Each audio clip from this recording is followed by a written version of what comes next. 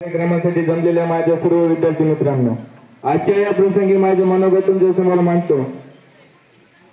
आज एका डोळ्यात हसू तर दुसऱ्या डोळ्यात अश्रू आहेत। आपल्या या शाळेतला शैक्षणिक प्रवास आपण येथे पूर्ण करीत आहोत।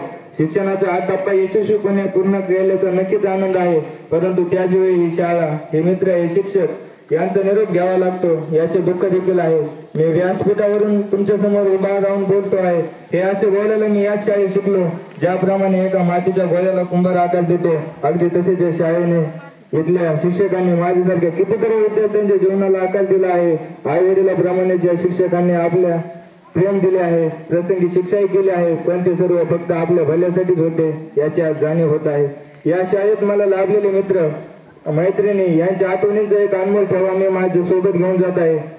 मित्रांसोबत केलेल्या खोड्या आणि अभ्यास या सर्वांना मी कधी विसरणे शक्य नाही। माझा वर्ग, माझे वर्ग शिक्षक आणि माझे वर्ग मित्र यांच्याशी जुळलेले हे नाते या जन्मात तरी तुटणे शक्य नाही। शाळेच्या ग्राउंडवर रंगलेले खेळांचे सामने, स्नेह संमेलनातील नृत्य, गायन, विविध स्पर्धा यांची तर काही रंगतच वेगळी होती। शाळेची सहल आणि त्या सहलीतील धमाल तर यापुढे इतर कुठल्याही प्रवासात मिळणे अशक्य आहे, पण आता हे सर्व संपणार आहे। मित्रांनो, आता आपण शाळा सोडून कॉलेजला जाणार। शाळेचा गणवेश, घरचा अभ्यास आता असणार नाही।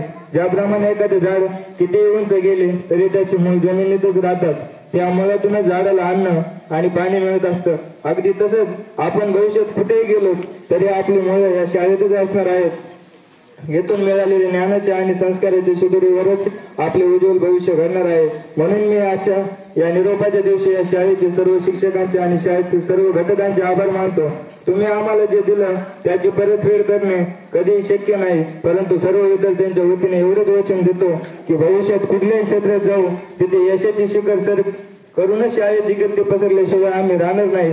शेवटी एवढंच म्हणेन, मेहनत से कामयाबी का आगाज लिखेंगे, मेहनत से कामयाबी का आगाज लिखेंगे, हम जहाँ भी जाएंगे वहाँ नया इतिहास लिखेंगे, नया इतिहास लिखेंगे। धन्यवाद। यानंतर चारू आपले मनोगत व्यक्त करेल।